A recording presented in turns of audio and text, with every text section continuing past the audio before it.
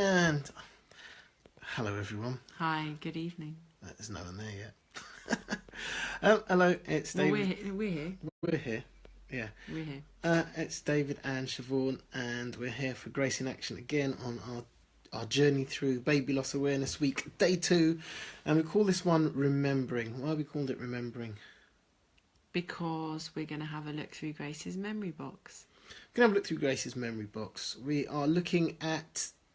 We're considering the stuff that we're left with. You lose your baby and you leave the hospital with nothing. And we're in a better position than our friends in America who leave the hospital with a bill. Massive bill. A massive bill. Yeah, and no baby. I can't even imagine. I can't imagine going into hospital and coming out with debt and no baby. That's just beyond me.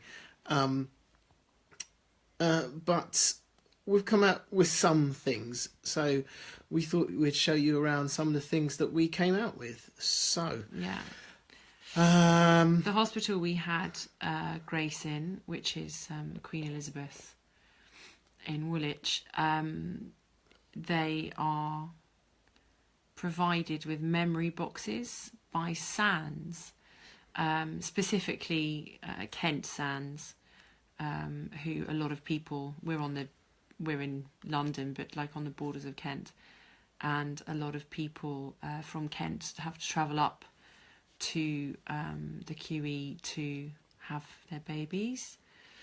So yeah, that's the first time we'd ever heard of Sands, wasn't it? Yep, pretty much. I'm sure they're on the periphery of my awareness, but yeah. So this is our memory box. There, in other places, there are other people donating memory boxes. So this has got the hands and footprints on, and Sands' motto: "Always loved, never forgotten." And inside, it should be said, we've got a Sands box, but there's a plethora of charities that put together memory boxes. Amazing boxes. Yeah. Really amazing. So I'll take stuff out. Stuff out. So inside, well, we've put stuff in. We've added stuff, but one of the things that you get is a blanket, a baby blanket, which you can use for your baby, or you can keep to just remember your baby.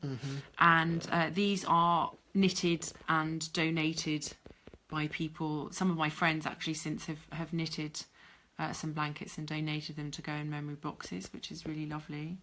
So you get a blanket. They also provide hand and footprint packs. So I mean, we've added lots of other different stuff, but so we've got here, so they have like ink pads and stuff, and in the hospital then the midwife helped us to do these.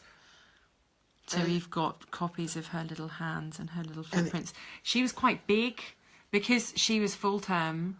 And in actual fact, we were 41 plus 3, I think, when she was born. Like they didn't quite have enough room to put her hand and footprints in. Yeah. They didn't quite fit because, we have quite big babies. It's also quite making those little memories is really important. So I don't know who suggested it to us or if we thought about it, but got in touch with a company that sends like footprints and handprint kits out, and they sent it to our undertaker. And because they got like prints, an imprint rather than a handprint. Yeah, we were able to get these made into silver, actually. So that's that one's Grace. That one's Alana and Kira, and that one's Grace. Siobhan's got and some I've got as well. individual ones. So that's Kira on the top, and Grace in the middle, and Alana's the big one. So retrospectively, we did Alana after Kira was born. And it's lovely because you can actually, because it's got an indentation, you can actually touch it. It feels like you're holding her hand. Thank you everyone for your kind words so far, and hello to you all. They also took a photo, but one of the best things we did actually was ask our dear friend Christiana, who lives nearby and is a lovely photographer. We asked her if she would come and take some photos for us. and it was quite an amazing thing for her. You know, wow, you don't really what expect an to get a incredible call thing saying, to do. Could you come and take pictures of our dead baby, please? Yeah. It's not a call you expect to get, really, is it? No, but she did it so thoughtfully, and she just took some beautiful pictures, and her husband Christoph was there as well, and said, why don't you try some in black and white, which came out really well, didn't they? Really, really beautiful. And yeah, we're really glad that we had that as well. Anyway, that wasn't part of the memory box, but that was an important part of the memory making that we did when we were there. They also give you, and we've got a little bag here with little snippings of her hair. So she had loads of dark, quite curly dark hair. Yeah. And Alana was almost bald when she was born, and so was Kira, who here had a bit of hair, but not much. But Grace had loads of hair. So we managed to get some really nice clippings of her hair. We haven't done anything with it other than keep it in the box, but that, yeah. And then they also give you in the box these teddies, and there were 2 of them, so they're identical.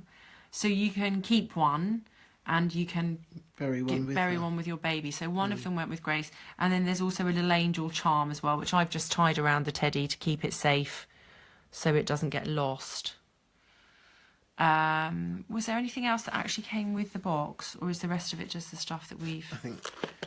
I think that was probably it. Yeah. Yeah, and then we've used this now as a place to keep lots of things that were kind of, you know, somebody had given us that.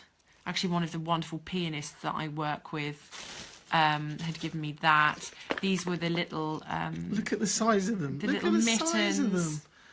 So the outfit that she wore, that we buried her in, was a lovely little outfit. What was it? Little Star. Little Star. Which when we found out about the German name for children that have died, they don't call them angel babies, they call them star babies, Sternkinder. Which I love. I love and that. so I love that. I thought it was beautiful that she's buried in this outfit that says Little Star. So these are the mittens that went with the outfit. So we kept like a little bit of the outfit. My mum had bought some lovely little booties for her, and these, I love these little ones. Look, these little, yeah. So we've kept them in the memory box. What do you feel about the fact that we're keeping things that she'll never have worn, she can never wear? What does it mean to see them? Well, they're things that were bought for her. They were hers. They were hers. So they were things that were bought for her. Yeah. Yeah. And then we've just got other little trinkets. We've got. Before we show you this one, can we just get a bit of context? Okay. So, we had home births with our other daughters, and Alana was born at home, and the moment she was born, Siobhan's mum got on the piano and started playing the Hallelujah chorus, which was fantastic. And then something happened which could never happen in hospital. It was one of the reasons we like a home birth. Out came the champagne. Yeah. Here's to baby Jane, Drew. Was it? Yeah, champagne. So we had champagne, you know. I think Siobhan was still in the pool. With a glass of champagne. It was great. And what we did then was write on the cork. So we thought, why let that tradition go? Yeah, so when we were in the bereavement suite with Grace after she died, and my mum and my stepdad came up, they brought Alana up. Our wonderful au pair, Law, came as well. Our flatmate, Emma, she came as well. And Cristiano and Christoph were there as well, I think, weren't they? So we cracked open all the champagne. So this is her cork with all her details on then. So she was £9.2. She was born on the 3rd of May at 10 past midnight. And there's her name. So that's her cork. So we've got that in the box. We've got some other lovely little things that people have given us. I kept the muslin that I used to clean her face. And wash her a little bit, let that dry, kept that. Got a poem. My brother and his lovely partner Louise, they sent us this little box, which is really, that's been lovely.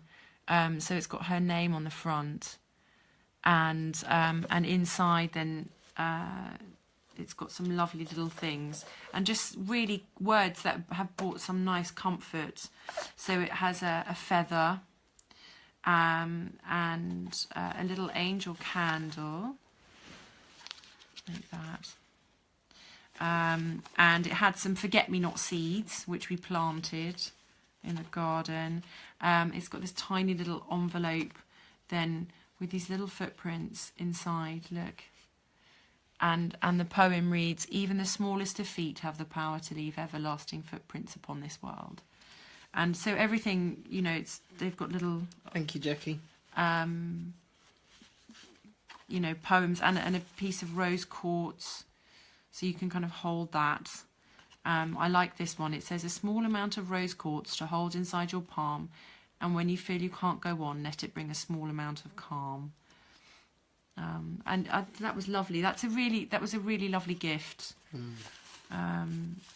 The other thing actually that my brother and his partner did was they named a star after Grace, which I loved. Science fiction fan, love space. It was like, and it gives you the coordinates of this star. So I got an app up on the iPad, and I'm like, it's that way, it's over there. We can just see it. Well, not in this hemisphere. No, but you need to be in the southern hemisphere. But we know it's there. Yeah, it was quite nice. It's It's just, you know, really, really, really thoughtful. Really thoughtful. And then we've added to it. I mean, we've put a copy of her funeral service in there. Was that the cover of that? Yeah. Where's that gone? That was that one.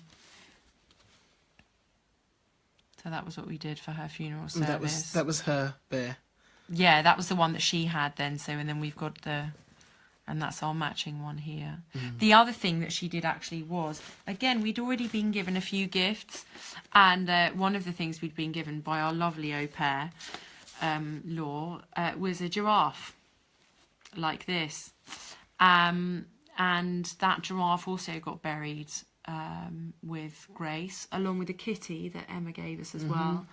And what we decided afterwards was that we really wanted another giraffe, a bit like the matching teddy, and Law's mum went and got one because it came from France, and she went and got one and sent it to us, so we've got that as well. And hi, Amelie, Law's sisters just joined. So hi, Amelie. Yeah, I mean, other things we've got a bunny, which is Grace's. Yeah, we showed that yesterday. Yeah. And we've got a good friend Richard bought us some roses, which are called Grace roses. Yeah, and Rebecca did as well. My friend Rebecca did as well. So they're out in the back. Yeah. Actually, quite a few people actually gave us lovely plants. My friend Sophie and Sophie, two different people, they bought us a magnolia tree, which is in our front garden. The magnolia tree was really freaky this year because it flowered and all the flowers fell off. Yeah, it flowered in April.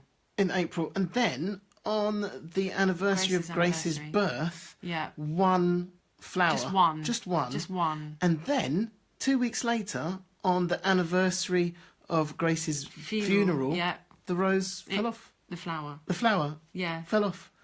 And it was just like, amazing. Hey, Landon, good to see you, man. It was just amazing. Yeah, it was weird. Yeah. Lovely weird. There you go. Yeah. Lots of things. We've got a few photos. That's something actually that we've never shared of Grace. So we've shared lots of photos of her hands, of us holding her. The only people that have seen her face really are those who have come to our house, because we've got pictures up. And I've actually shared it at study days with midwives, actually. We've never shared it on social media, and we just thought we would. So just be aware that what you're going to see is our dead daughter. This is us. Huh? Yep. Yeah. This is us with Grace.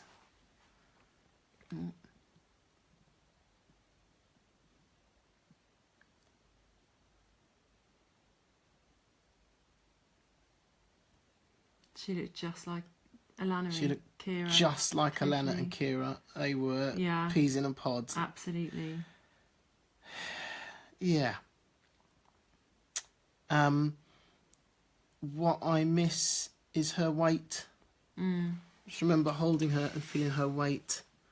She was quite chunky, wasn't she? Yeah, and I've wanted to get, you can get these teddy bears that are weighted, and I've often thought about getting a teddy bear that was just made to her weight, so I can just remember what that feels like. Yeah. Yeah. Thank you, Ruth. Thank you, Graham. Thank you, Lorraine. Yeah, she was quite chunky. She wasn't as long as Alana, and Kira was really long, but she was like really solid. She was, I wonder what she would have been like. But that's the thing. She would have done. From that moment on, your life is full of I wonder. I wonder.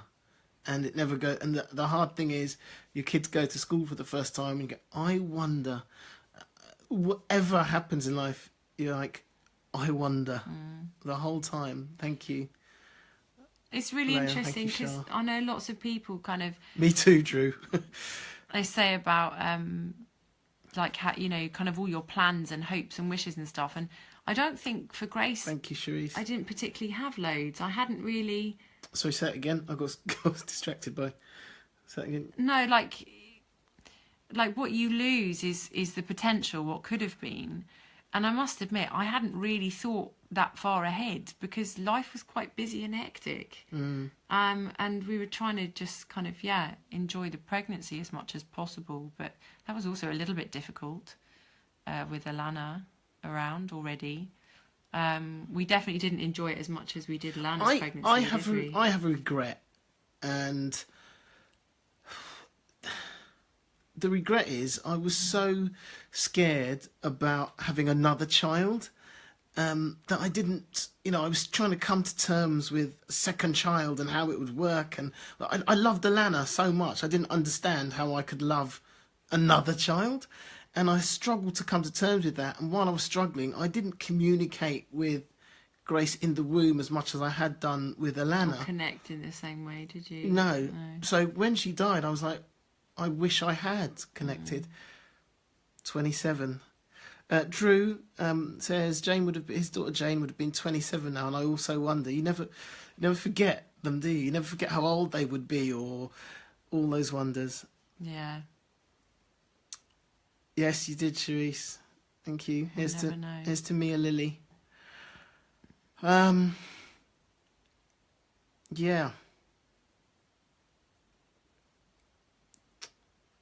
Don't know what else there is to say, really. This is what you're left with. This is what you're left with. Stuff. A bunch and of some of the stuff is beautiful and it's lovely memory making. But it's not your child. Never quite enough. No. I've got all the cards, Every single card. And loads of people sent us beautiful, beautiful flowers. And I kept all the notes that came with the flowers. And some people wrote us amazing letters. Yeah. It's to London. Hey, Sophia. No worries. We've kept all of it. Yeah. Sometimes I get them out and read them again. It's really comforting. And actually the love that we received from everybody at the time, and since, in fact, has been that's really helped to keep us going. Really. Yeah, and one of the things I've become aware, especially when we go to our support group meetings, is that a lot of people don't have the support we had. No. And I don't know how they do it. We've been so blessed, and a lot of people aren't. And how they get by and get up every day is beyond me. And, yeah. Yeah, kudos to them. Kudos to them. Yeah. Lack of support from partners, lack of support from family downright animosity from people, losing friends, losing family. And if you're here listening, you're one of those people, you know who you are, and nothing but pure respect for your ability to get up every day and keep going. You are stronger than you realise. And people in our situation go, oh, I'm not being strong, we're just doing what we need to do to get by. True, that's strength. Yeah. Yeah. Graham Sherman says, I recorded Jessica's heartbeat every time we went to the midwife checks, but unfortunately I lost them, but we do have similar moments, Box. That's really sad. Yeah. I did it once and actually got the sound converted into a sound wave, a picture of a sound wave, and we've got it on the wall in our bedroom. Upstairs, yeah. Oh, Drew. So Drew says he never had any support. So no, I know. Feel for you. Well, that's partly what we're trying to do. We want to change it. Well, we want people to understand what trauma means. Yeah, what this trauma and means. to be more part of a wider conversation, so that people aren't afraid to talk about it.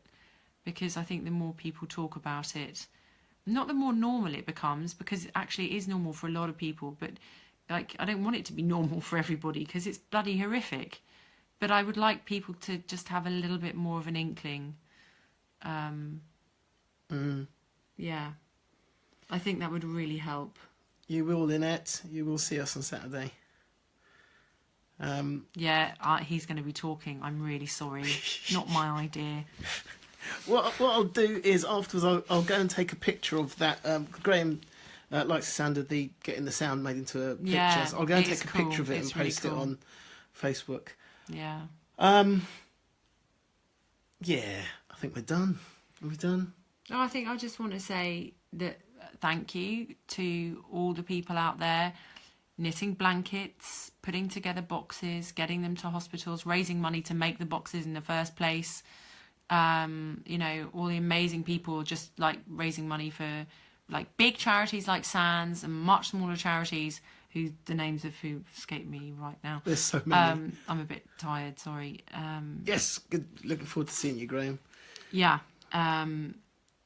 Yeah, I mean, my God, I think if we didn't have that, I don't know what we would have done. It's really made a big difference, hasn't it? Huge.